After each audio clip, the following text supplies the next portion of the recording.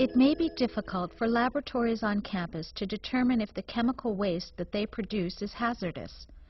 The regulations may be very time-consuming to review for each waste stream. In order to take the guesswork out of disposal and ensure that our landfills do not end up full of laboratory reagents, our campus policy is, if it's a chemical, dispose of it as hazardous waste. This approach lets Environment, Health and Safety, or EH&S, decide on the proper disposal of chemicals. Hazardous waste management can be very simple if you know what to do. When you are dealing with chemicals, waste minimization is the best option to practice first, and then proper hazardous waste management as the alternative. If you generate less hazardous waste, there will be that much less for you to manage properly. Proper management of hazardous waste begins with knowing what you can and cannot do. Our industrial wastewater permits do not allow for drain disposal of any hazardous chemicals. What you may think is acceptable to drain dispose may actually be against the law. One common misconception is that it's all right to pour diluted alcohol solutions or diluted ethidium bromide solutions down the drain. This is false. Be sure to consult with an EH&S representative to ensure that the liquids that you plan to pour down the drain can be done so safely and legally. In this video, we will discuss some of the basic requirements to assist you to manage your hazardous waste correctly. We will teach you how to label, store, and transport your hazardous waste so that campus personnel will be safe and avoid potential fines from regulatory agencies. One of the most common violations that the EPA cites university laboratories on involves improper labeling. Unlabeled chemicals equal unknown hazardous waste, which are very expensive to have analyzed. Don't let your chemicals become unknown. To assist with proper and complete labeling, we have a labeling system called the Online Tag Program, or OTP. With this system, each lab can print their hazardous waste tags right from their printer. It is important to be as accurate as possible with the constituents of your waste. This will let the EH&S staff know exactly what is in your container so that they can dispose of it safely and properly. Remember, proper labeling ensures your safety and the safety of everyone who can potentially come in contact with your waste. Special packing windows are provided by EH&S for your convenience. Although they are not required, they can hold the tags in place while also protecting them from contamination. Rather than entering the amount of waste that you intend to put in the container size is chosen as the maximum amount that the container can hold. This way, hazardous waste labels can be affixed to waste containers at the time that the waste is first added. Liquids or solids can be tagged in the same way, choosing the maximum volume of the waste receptacle as the container size. Proper labeling ensures that everyone knows what is in the waste container at all times, and also fulfills the legal requirements associated with proper labeling. If at any time the intended constituents of an accumulating waste stream need to be modified, the tag can easily be updated. Once the tag number is located, you can edit the same tag with the updates. When you are through, simply reprint the tag to reflect the new constituents.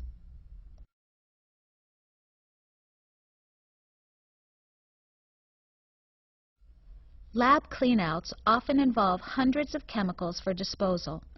This may apply to labs that are shutting down, moving, or just want to clear out extra chemicals. Tagging each chemical with the online tag program waste tags can be extremely time-consuming for this type of situation. To keep compliant with hazardous waste regulations, but make the process as streamlined as possible, we have developed the lab cleanout form. As a general rule, this form would be used for 50 chemicals or more. With the lab cleanout form, you can list all of the chemicals that you have for disposal and submit it by email to EH&S for review. Be sure to contact EH&S for assistance in deciding the right method for your lab. In some cases, departments may not have the laboratory staff or time to properly label their lab cleanout waste. EH&S staff can be hired at an hourly rate to label and segregate the waste for you.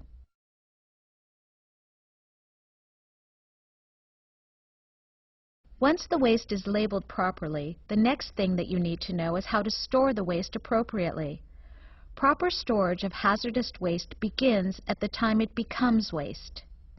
Hazardous waste must be in secondary containment at all times. Plastic tubs can be used to store multiple waste containers, provided that the waste is compatible with one another. If you have incompatible waste, you must segregate the containers from one another by placing them in separate secondary containment. Some examples of incompatible wastes are acids and bases, oxidizers and flammables, water reactive and aqueous chemicals, and cyanides and acids. Proper storage also means that you do not store your waste for over 90 days. You should dispose of your waste as soon as you finish a particular experiment, when the container is full, or if the waste is approaching 90 days or 1 university quarter.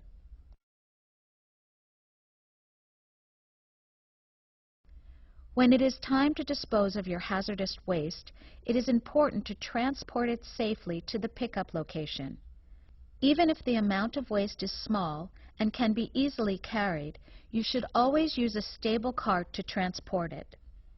Be sure to continue to use secondary containment while transporting your hazardous waste to the pickup location, as it is required at all times. Avoid stockpiling, because overloaded carts can be dangerous and will take a long time for the EH&S staff to offload. Each hazardous waste pickup goes on for a specified length of time.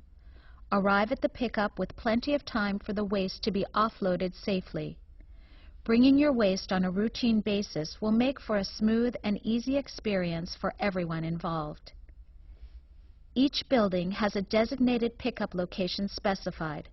Be sure to check with the hazardous waste pickup schedule to make sure that you have the right location and time.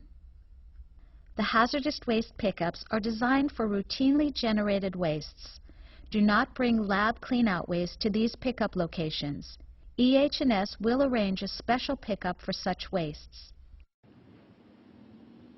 It is forbidden to cross streets or transport hazardous waste along sidewalks, so be sure to contact EH&S if you think that you may need to do this. We can tell you the correct and safest route to transport your waste to the pickup location.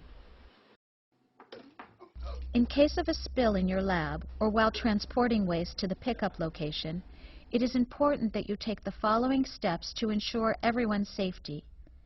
Immediately following the spill, you should take a quick assessment. Determine what material spilled, how much, and where the spill occurred. If you need to evacuate the area, do so, but make sure that you warn others in the process. A sign or verbal warning may prevent others from becoming contaminated or injured by the spill. If anyone is injured, including yourself, caring for that person is the first priority.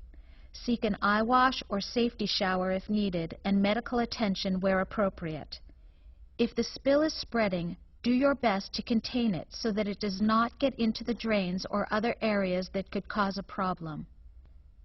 If you're on campus, you can report the spill to EH&S by calling 59797, and trained hazmat team members will assist you. If it is an emergency, you can also call 911 from a campus phone 24 hours a day to reach the UC Police Department. They will make sure that you get the help you need. If you are calling from a cell phone, call 310-825-1491 to reach the UC Police Department for emergency assistance. By following these simple steps, you will be able to handle a spill in the safest way possible. While this video may be educational, it does not serve to meet the training requirements for hazardous waste generators. Any person that generates or handles hazardous waste is required to attend hazardous waste training on an annual basis. Be sure to contact EH&S for any questions that you have, and one of our staff will be happy to assist you.